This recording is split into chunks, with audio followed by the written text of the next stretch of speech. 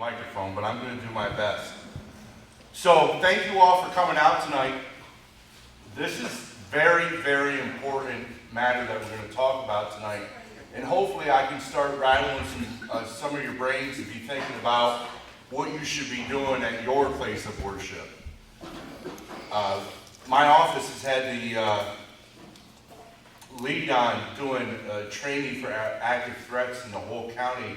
And we've trained all the schools and the hospitals with ALICE training. Anybody ever heard of ALICE? Me. I just did it this week. All right, so she just did it and Rod did it. So it's an acronym for training in case there's an active threat that comes into school. And remember, we're not just talking about somebody coming in and shooting. It could be somebody coming in with a knife. It could be somebody coming in aggressive. It could be somebody coming in with a bomb. I mean, it could be any of those things. So ALICE stands for alert, lockdown, inform, counter, or evacuate. And it doesn't necessarily mean that it happens in any of those ways, because it depends on the situation at hand, on how things unfold in one of these events, right? So I have this discussion with leaders and business people throughout the county and through different venues throughout the state, even as I talk to people, and they just say, "You sure? You ever think it'll happen here?" And I just think about this for 1 second. Does the name Nickel Mines, Pennsylvania ever ring a bell to anybody? Mm-hmm. Yes. It was that one-room Amish schoolhouse. And I just think about as innocent can be. And that guy went in there, and what he did was horrid. And if that can happen there, it'll happen anyways. It will happen anyways, and it's just a matter of time. Because we live in a world of chaos, hate, spiritual warfare, right? Yeah. Am I talking to anybody here? Right? So I just kind of I've thought about through the week, like what do I want to talk about? Different points. This ALICE training that I did mention, if your church decides to do this, then my team from my office would come out and do this at your church for free. We don't charge. And we do, we go through the whole program, and then we do scenarios based on the leadership at the church and show you how to enforce this and how to use this ALICE training. And you know, you always open up to who you want in the church, where you want the leaders, deacons, the elders, or the teachers, however you want it. That's up to you. We're not there to figure that out. That's up to you. You want anybody that comes on Sunday or comes there, you know, you kind of want a base of people knowing what's going on, right? But if you want anybody in the church to attend this training, that's up to you. But if you decide that, you want that, that's just one of many. What we do this training, and it is free. So let's talk about vulnerability assessments on our buildings, right? Because we all have how many doors? Doors are open. Back doors are open. Anybody using one point of entry at their church? No. You are? What's the service? Right off Main Street there? Yeah. You are? We do 1 point of entry. 1 point of entry. Best thing going, right? That way you can see everybody coming through that front door. Making sure at the same time I say 1 point of entry that your side doors, back doors, or other doors are secured so that nobody's just walking in, or those that have access, whether it's key or a fob system. But really to narrow things down, making sure everybody's coming through 1 point of entry, people are watching, seeing who's coming through those doors. How about access control systems? Access control systems are huge. I know I'm talking about money with all this, and it is the reality of it, that we're going to have to spend a little bit to reinforce our front.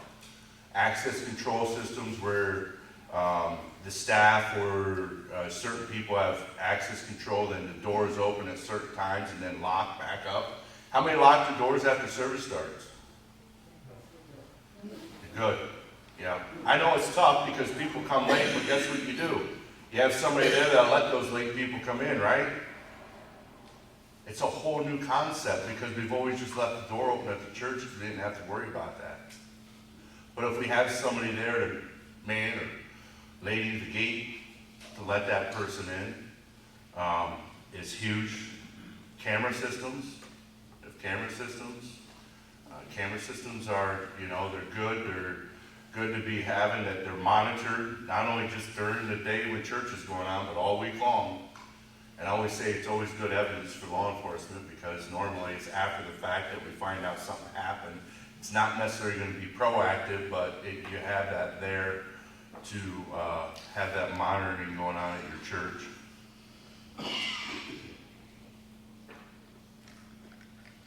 And then we talk about assessment teams or threat assessment teams or security teams.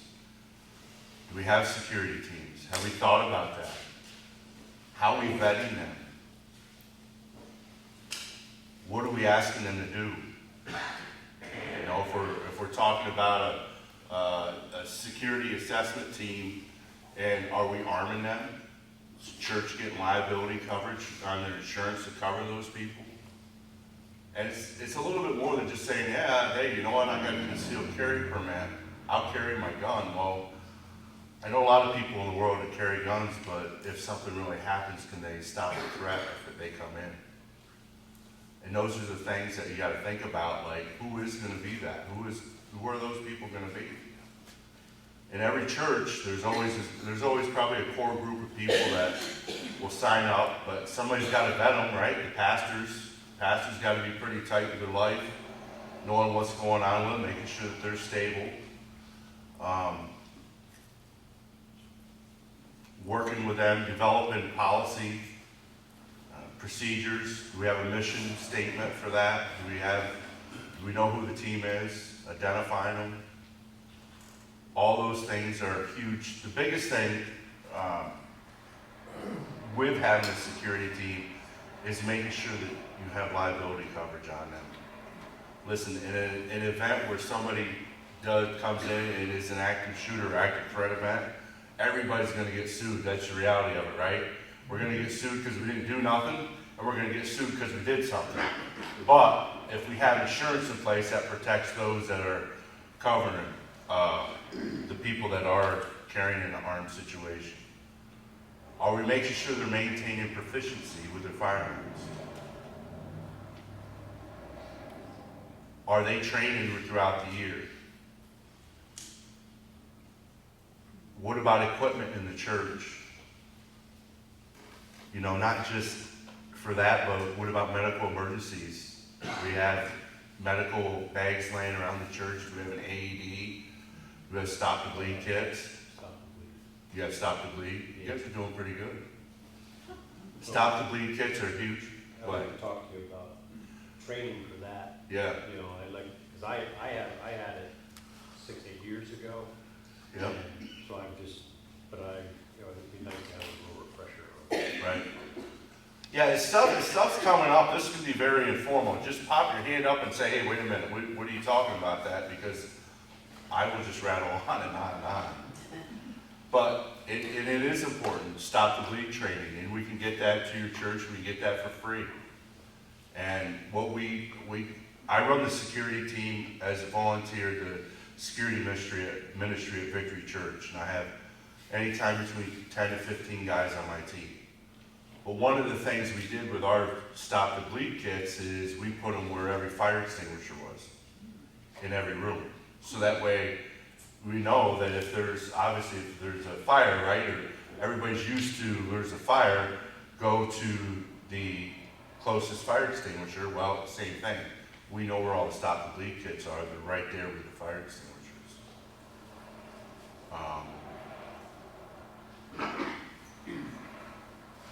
Making sure somebody's always constantly watching and walking around. If you do have cameras, have the monitor up. So if you do have a team, whether it is armed or not armed, somebody's watching those cameras even during service. There's a price to pay for all this to make it safe, right? For people to come to worship and they want to.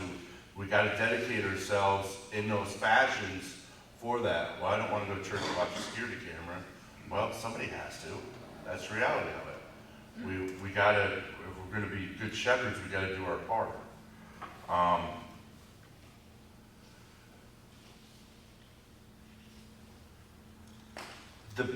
The biggest thing is finding out what you want to do at your church and how you want to do it. And listen, there is plenty of different thoughts and ideas out there, and I'm not saying anyone's better than the next, but doing something is better than doing nothing, right?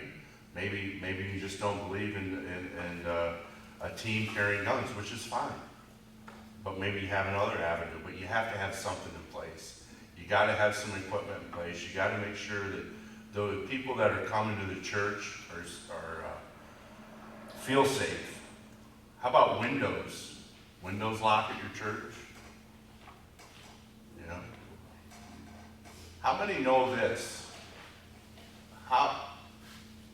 Is there a police officer on duty where you work on Sunday? Right here, right, Pastor, you're Troy. There's nobody on duty on Sunday mornings. Canton, nobody. Wheelerville, not happening. Bakersburg, not happening. Sylvania, not happening. So what's the average response time for law enforcement in any of those areas? 15. What's that? 15. Yeah. If they're not, why losing? Right? So you're probably talking 30 to 40 minute average response time if they're not tied up. So who's the first responder? We are. So we got to start thinking like that, right? We teach that in schools when we do training.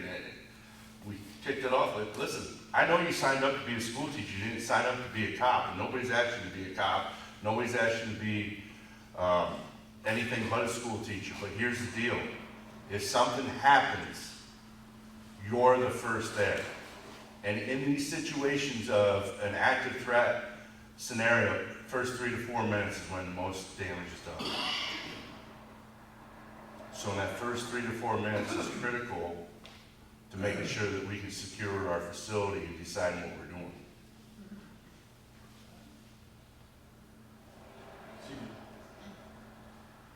The Alice training, would that be building specific, or could we have an overall Alice training as a group like we are today?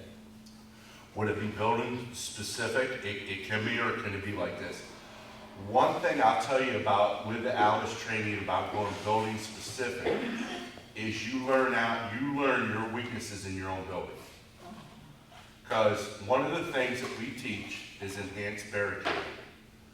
And I'm just trying to look. Enhanced barricade is more than just barricading the door, putting stuff behind it, but grabbing a belt or fire hose to get that door closed. We'll find that a lot of door handles will snap because they're old, they're not bolted up too tight, or they're just loose. The closures at the top of those aren't necessary, but like that, those scissor close, they'll snap because they're just not, they're old, right? We use them for the purpose of the door going open and shut, but in one of those scenarios where you're trying to enhance that barricade, they'll snap. So yeah, we could do a general, you could do one here, for example, or if you wanted at your church. And it really doesn't matter on numbers.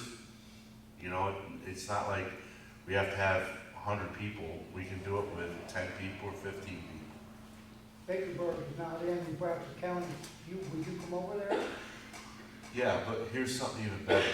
Your sheriff, Frank Lewandowski, is an instructor as well. So we could definitely work together to do that. Because I know he's done some of this in his schools in Bradford County. So yeah. Sullivan County? Yeah, you probably don't have anybody. But we could work that out. We could work that out to help you guys out if that's what you choose if you want to do.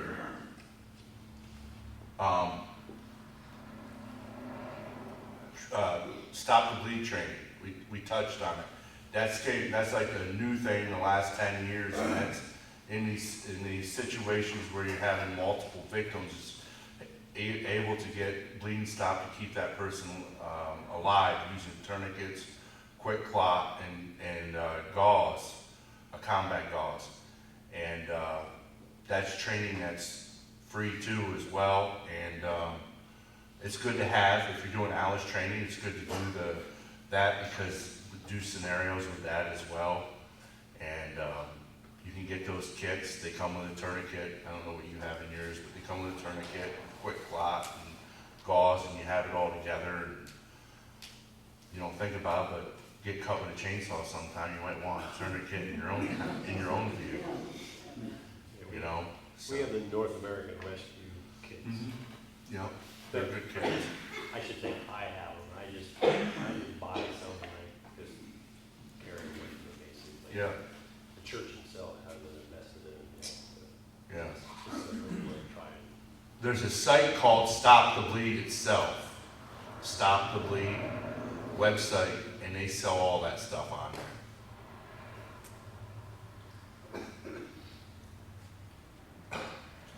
I think they cat tourniquets is what they have. Yeah. They still have a program that used to give AEDs for specific organizations. What, They cost less that way. what's that? AEDs. Is there still a grant program for those, do you know? I don't know that.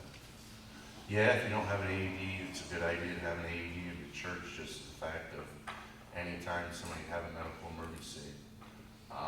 If you didn't have one, I think you could reach out to the county public safety center, and they might be able to get some AEDs. Yeah, we had people from Troy Hospital come over and give us talks about the AED. They didn't give you ideas of which ones would be better than the other. So that was free in the Troy Hospital. Yeah. Yeah, so there's just so many different ones out there, and I'm not I know how to get them going, but I'm not the guy to tell you which one's better than the other. But seriously, when you get back to thinking about security, training, having a plan, if people are leaving, where are they going? Do you kind of have a safe area in your church? Have a place that you could secure in? What if it's during the day and somebody's coming? Coudersport, Pennsylvania. Anybody remember? Everybody know where that's at? Yeah. Remember what happened there years ago? Probably one of the first church shootings in the area. And it all started from a domestic event. A lady was playing the organ, and her estranged ex-husband came and shot her right there in the church. So when we're talking about these things, these are happening. I mean, you watch the news, right? You see what's going on. I don't watch the news because there's enough going on here, but it's going on here. It's going on locally. It's just like one of the first times when I met with the higher staff at Guthrie. They were like, well, we're going to worry about our patients and then HIPAA and all this and that. And I said, I remember about 20 years ago when you had a shooter in your ER at Sayre. They're like, I said, yeah, the guy walked in and he shot himself. Oh yeah, that's right. So those things do happen. The magnitude may not be nearly as big, thank God, right? But they do happen in the area. So we need to be thinking about that as how we're going to plan that, how we're going to make sure that we're providing the most beneficial, safest way we can for our parishioners that come on Sunday or any night or any day, or even our staff that works at the churches. When I talk about a access control system, the reason why I say that is if you have doors like this that are controlled by that, if it's set up properly, you can hit one button and lock it down if you see somebody coming in that could be a threat. And that's, again, you'd have to have cameras in place in those situations, because just here in a building like this, you don't have any windows, so you're not seeing outside, but it would be a monitor. But if you have somebody, in lieu of that, you have somebody standing by the door, that once the church starts, the door locks down, and then you have somebody letting in, is huge as well. Is this all making sense? Yeah? A lot to think about. It is a lot to chew off and listen. Just baby steps. Figure out what is the best step and then start from there. You know, are our locks on our doors working? Are we keeping our doors shut? And I know there's churches that don't even have air conditioning, so in the summertime, what do? Open the windows, right? And it's hot. Yeah. So those are the things to be thinking about. But at minimum, I would at least have Alice training at my church. Because at least I got something going on with somebody prepared to do something. That Alice program is awesome. My fiance is a nurse in hospice, and we all did that a couple of years ago now. You know, She's still talking about it. you know, You taught those girls tons of yeah. pertinent information. They were tickled up. Yeah, and it was developed by a police officer in Ohio. And how it ever got here was just, how we got a hold of it was my wife was a social worker at a place in the county. And, well, it was the old, well, I guess it still is, the Blast Building, the old Monroe Franklin School down there. And they come in and they did this Alice training. And she come home and she's like, we had active threat training that day. And I said, you did? She goes, yeah. She goes, you know what? I think if something happened, I'd be able to save some kids. And it kind of hit me as like, wow, wait a minute. So then I said, well, let's do some research. And then we went to town and did some research, went through it, and we're like, yeah, it is. And it's a little bit more than the run, hide, flight training. And it gives you options at any time to be able to do something rather than nothing. You know, and testing your own building strength and weaknesses as well. Getting vulnerability assessment from the exterior to the interior is huge as well. You know, can a car drive through your building? Think it's crazy? Look at Brown's Pharmacy down in Canton. How many times has the car went through that? And that wasn't even on purpose. And why do these things happen at churches, right? 95% of the time it's because of what? Something at home, a domestic situation. So putting those in place is huge. Does that seem to be the case for most incidents with regard to places of worship? And is there any sort of statistics actually being gathered with regard to incidents like this, let's say nationwide or within our state? Oh, they track all this all the time. When you say they, The government. that's, sorry, sir, it's not good enough. I don't need to be rude, but, you know, like FBI statistics and many other statistics are sometimes hard to get to obtain. That's number one. And they can be useful, okay. They can be useful to some people, not to many others. But there again, they hold this information in tight and close, and it's not been given out. There's a lot of information on probation and parole, but it's now being choked, okay? Where it was available years ago, it's not available now. Yeah. So that's why I was asking. We get an annual report from the FBI on, because every active threat is Yeah. tracked. And then we're available to get an annual report on that. Okay. And it defines the classification of what was the cause of it, whether it was domestic, whether it was satanic, whether it was, you know, was there hate crime or anything like that involved with it. Right, okay. Now, is this statewide or? Nationwide. And then they break it down statewide. would this be available to be perused by somebody perhaps like myself or another, who's not currently law enforcement? Yeah, I don't know if they release it that way.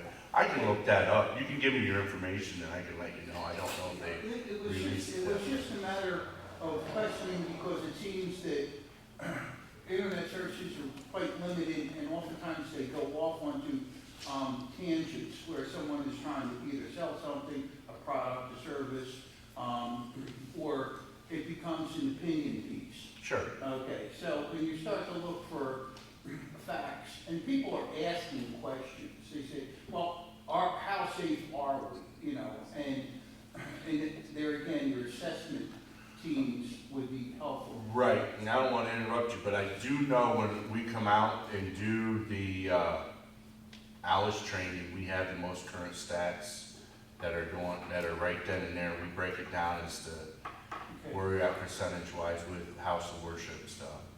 appreciate it, thank you. But a lot of those reports are classified, so they can't be disseminated. Yeah, okay. Yeah. So, but no, good question. Yeah, statistically, where are we at? And in Pennsylvania, it's always increasing every year. You know, do I have the specific numbers? No, but we can get them. Now that's an important comment. And that's basically not been clear to me from any of the material that I've tried to obtain. But so I appreciate that Yeah. comment. Yes, it's increasing. Yeah. Yeah. Talking about security teams, anybody have a security team? Armed security team? So, yeah. Yeah. So, you know, one of the biggest things about that is vetting them to make sure you know who they are, and what kind of training they're being provided as well, annually, and that you have some type of matrix to them as to what they're doing every Sunday. Because once you impose it, once you roll out a security team and the church knows you have it, you got to keep it. It's not like one of those things that, well, we'll just try it this Sunday and then next Sunday, no. Well, following Sunday, John's available, but then nobody. So it's a commitment. It's a whole new ministry to the church to keep it up and running. And then how you're going about doing it. It's important to be able to do that. A few years ago, we had a house of worship seminar in the area, and the one attorney talked quite a lot about it, about having your threat assessment team, if they are armed, making sure they're certifying with their firearm, making sure you have insurance, making sure you're training, making sure people know who they are, not necessarily that everybody needs to know, but people that are in the church and working together that you do know. And a minimum, obviously have a concealed weapons permit as well. Yes, sir. Would you recommend personal area insurance above and beyond liability insurance to the church? Is that needed? Well, the church has an umbrella for insurance. I mean, that's definitely going to be huge, but I would definitely have my own insurance. Like I do. I'm insured through work, and I have my own insurance at church, and I have my own personal through the USCCA. Thank you. I'm going to ask which one you Yeah. chose. Yeah. And listen, in the world that we live in today, if you're carrying a firearm, you should have insurance anyways, regardless of whether you're doing something at a church or whether you're doing it or not. Because if you ever do use it, there's going to be a lawsuit. That's just the way it is. And without having insurance, it's going to be tough to pay for an attorney. It's going to cost thousands and thousands of dollars. And it's pretty reasonable. I think I'm paying like $28 or $32 a month. It's nothing too crazy. And I got a pretty good coverage through the USCCA. So, Questions, comments, concerns? Is there a church that's more vulnerable than another one, maybe because they're on a highway or in the middle of nowhere? I mean, is there, No, I think anyone's vulnerable. okay, But obviously, when there's more people out, more things are gonna happen, right? So you're seeing some of these bigger shootings going on in these larger areas because there's more people around. thank you. Yeah.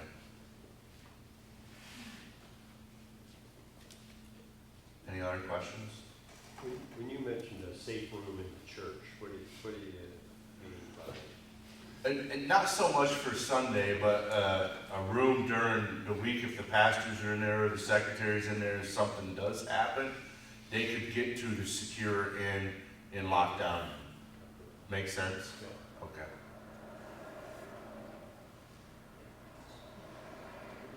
Would the safe room be a room that would have no windows in it? Preferably, that you could secure, have items in, you know? Because I know a lot of churches during the week, the secretary might be there or volunteers might be there, the door might not be locked. I know that. Yeah. And again, we've lived this. I mean, I'm just looking and we've got an older population here, right? It's how we all grew up. The church doors were always open. Well, today's world, we're a little bit different. You gotta be thinking about those things, because bad things can happen. It's just a matter of when and where. We're locking down the schools.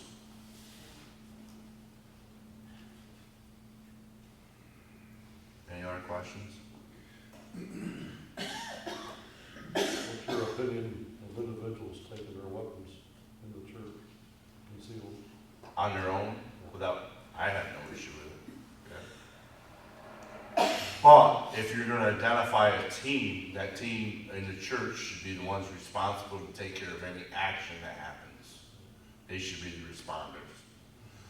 Because when we do the Alice training, you're gonna find out, if you have it, if somebody just stands up and starts shooting, the chances of you being able to use your weapon are probably gonna be pretty slim at that point in time.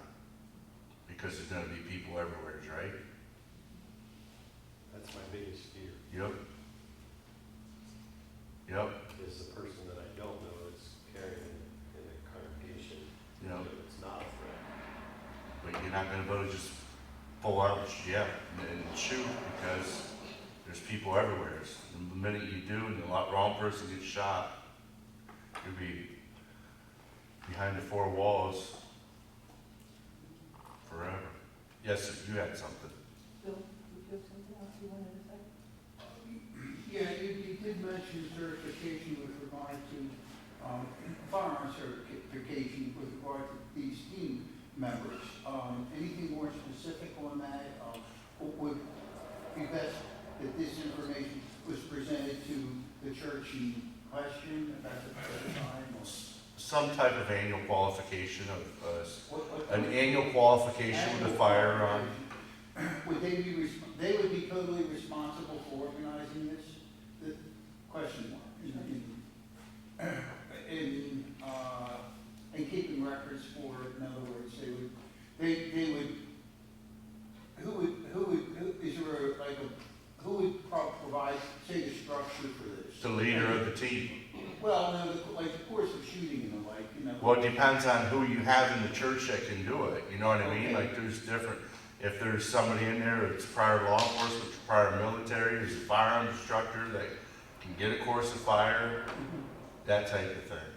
Then the leader of the team would document and keep So, track of that. It would be totally under the local church. Right. How it's constructed, governed, and maintained. That's correct. Okay. Yep, it's up to each individual church. When, so we don't have a certification, but I've done a lot of firearms training type stuff for the years, and what we do is, everybody says, well, I carry a firearm, but as you're on, you do a little training session, you you start to find out what your weaknesses really are. Oh, yeah. You know, and especially, so many people stand and just are shooting static, you know, pulling up and shooting, but you put a moving target, you have to move, you have to get off the X.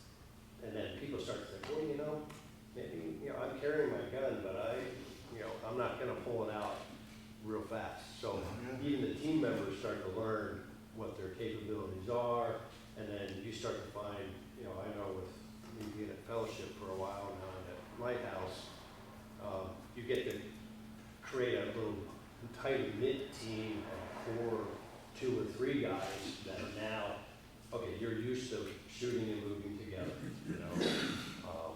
And then you have your secondary guys that are basically door security, that type of thing, you know, and you have your, you know, first aid type people. Medical, you know, their medical's not supposed to be, or security shouldn't be providing medical care, you know, until threats down, and then you can move in to help. Right. So that's how we structure things. But Yeah. just with the firearms training thing, you know, we don't have a certification. We just get together. I have a range on my house, and we just do barriers. We do, you know, just kind of shooting. You're doing something. Yeah, Right.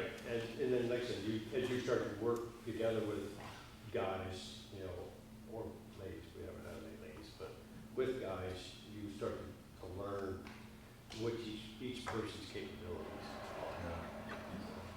Which is huge. You're doing something, you're preparing, you know what you're gonna do, and you're exactly right.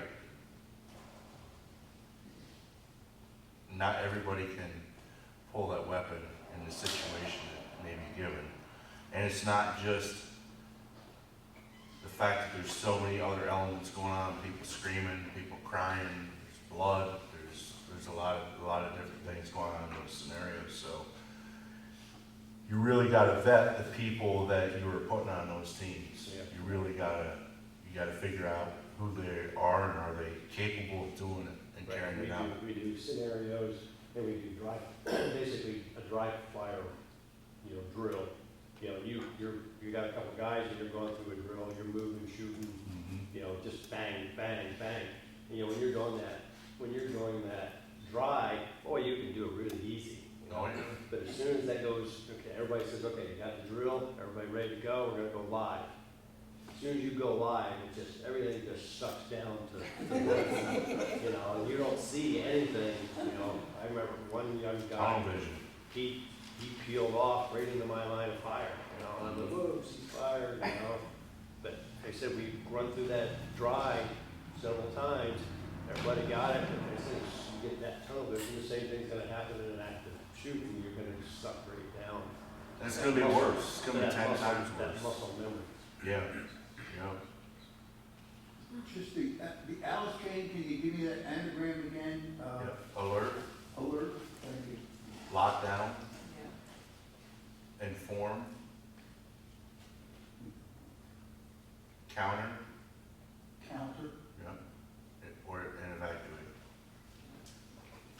Yes, miss. The thought has occurred to me when a building is used for other purposes than the church, because this building is used for election.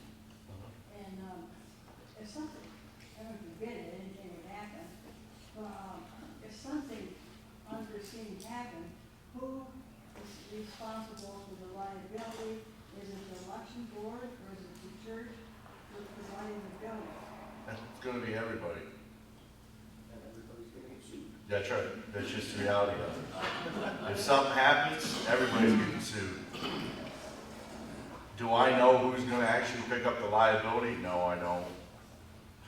Probably the county, because if it's election venue, they're gonna go after the deepest pockets they can get. But the church is gonna get sued. Everybody's gonna get sued. It's a world we live in, unfortunately. So then, if that's the case, should the church make sure they have enough insurance for something like that and it's used for other purposes?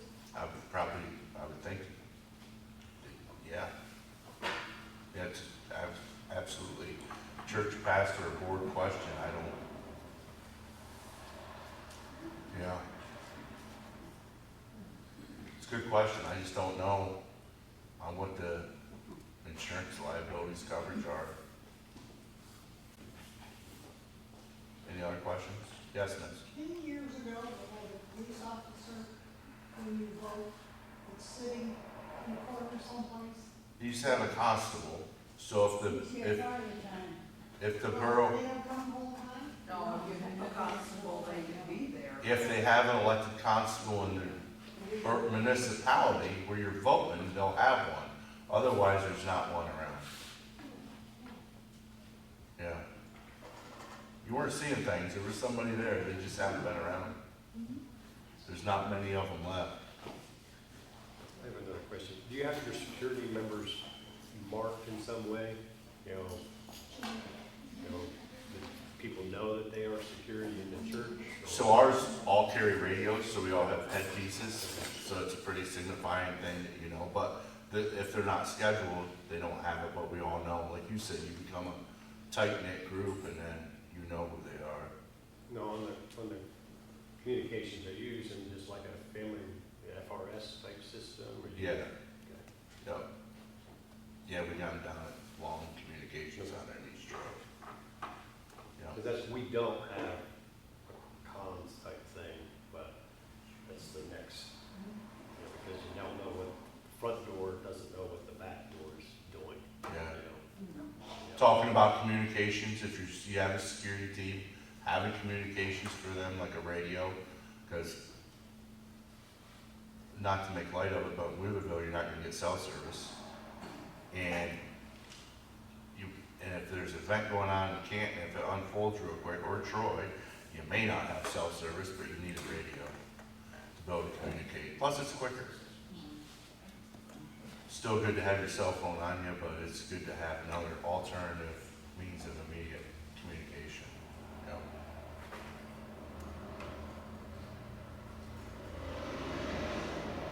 Any other questions?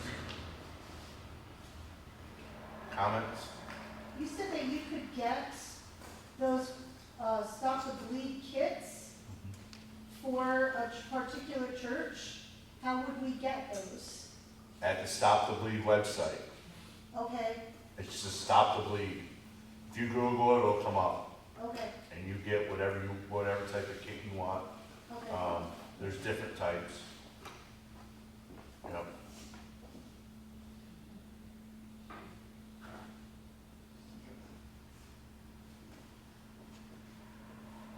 Any other questions?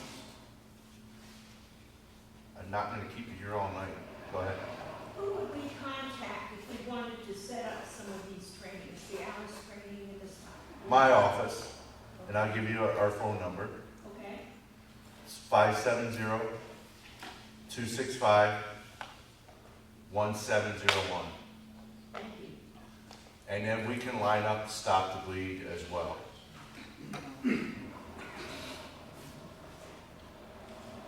And we're pretty flexible as to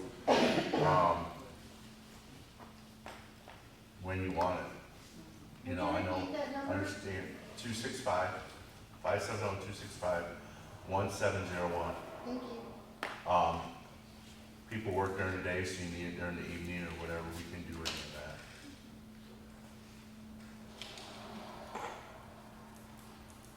Well, I hope I gave you plenty enough to think about, chew on. There's also a place, I'll get right to, there's also a online company called, it's Sheepdog Academy or Sheepdog something with House of Worship Training. They got a lot of good stuff on there too. They got some, I look at their stuff every now and then. In fact, they even have qualification courses for courses of fire. Yes, sir. I know you touched on this somewhat. You say you would want only the people on the security team to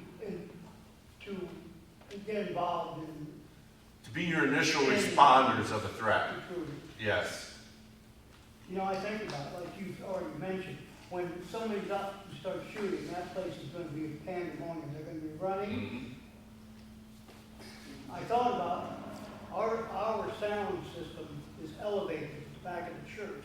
Would it be a good idea to have someone there that would maybe have a better view of things, that might be able to return fire in some way? Or would you just say, it's too much of a danger to hit somebody else? It is. I mean, you got to think about collateral damage.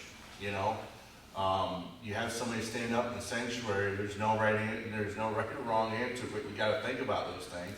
And if I'm carrying a gun, I might not be able to take the opportunity to make that shot, right? Because right in front could be mom holding her baby or a dad or whatever. So you know what I might have to do? Go after them hands on.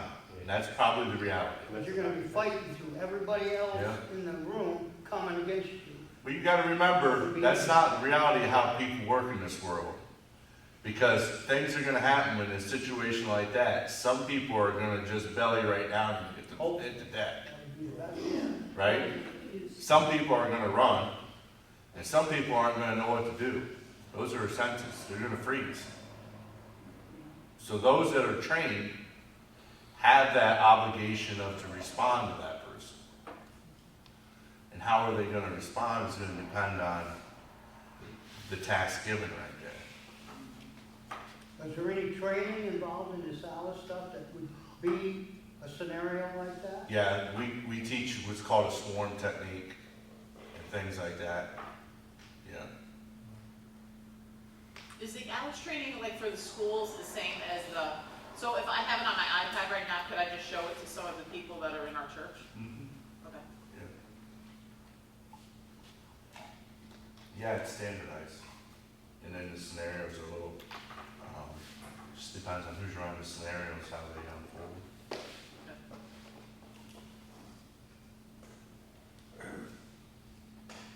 Anything else? Well, once you have the training, then do you have to do a scenario every few months, like a fire drill or anything? No, but it's nice to do an annual refresher, right? So you get newer information. And normally with most churches, you got newer people coming on board. Depends on how you're going to do it and how you set it up to have the people trained. You always have new people coming on. Maybe you got a new teacher at Sunday school or whatever that didn't have it because it was a year ago. So it's good to do an annual refresher on it. I know it's hard sometimes, but it's good to keep up on it. The basis of it's always going to be the same, but you will get new information as far as incident stats and stuff like that. What's your name? CJ Walters. Thank you. I don't think you ever said, or nobody ever introduced you other than the Sheriff. sheriff. Thanks, Pastor I'm sorry, everything we had was the sheriff. CJ Walters? Bradford County Sheriff, yep. Thank you, sir. Yep, you're welcome. What is your first name? My real name, Clinton. Yeah.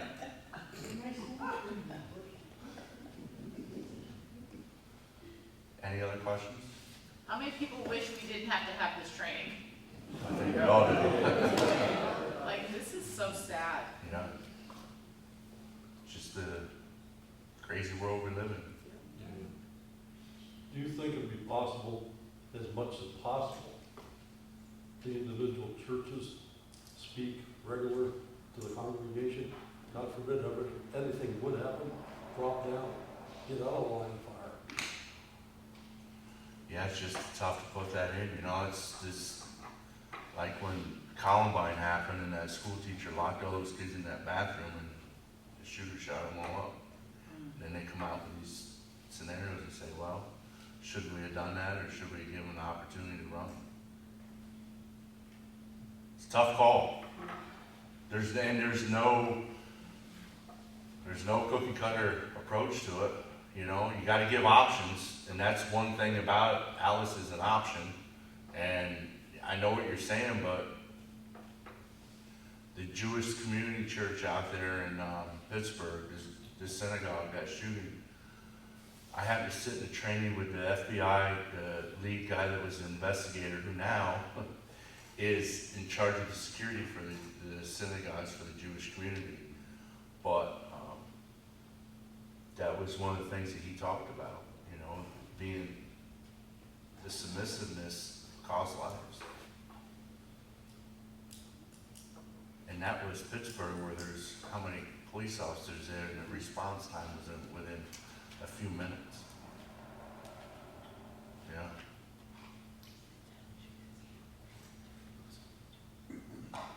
Well, I thank you for having me, and I'll be around for a little bit if you have questions you want to ask me.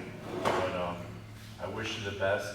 You have my number. If I can be of any help or resource, or if my office can with any training, we'd be glad to help you guys out.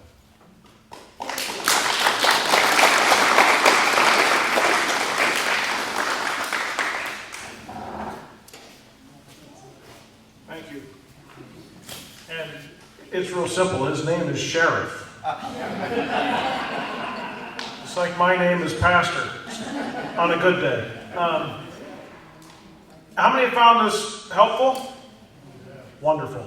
What I am going to do, we have recorded this, that little video recorder over there. I will make a video available of this meeting. I know some of you have church members that wanted to be here, could not, so it will be available. I'll get it up on YouTube, hopefully within the next day or so. And I will have it on my church's website, troyareacc.com. It'll also be on my personal YouTube channel, Pastor Kevin Zufall. So, but probably the easiest, because you don't know how to spell my last name, go to troyareacc.com. I'll try to get that on in the next day or so. And things like the contact information will be on there. I'll put some of the things that were said on specific information. Some of you are trying to scribble that down. I'll have that on the screen as well. So those of you that you want to share it with can watch it and take that information down as well. But you have at least enough information to where you can talk about a potential action plan in your churches. And so I would love to see that we have more and more churches that are not just preaching to people and giving them salvation message, but also creating an environment where they can hear that message in a safe way. So thank you much. Thank you, Sheriff. Thank you, Dina. Thank you, Sally. We thank Vinny's. There's a lot of cupcakes over there, and they do not need to stay here because that's way too close to where I live, and I don't need to eat those cupcakes. So please, eat some cupcakes, spend some time talking with some other people from some other churches, and God bless everyone that came. Thank you so much. Appreciate it.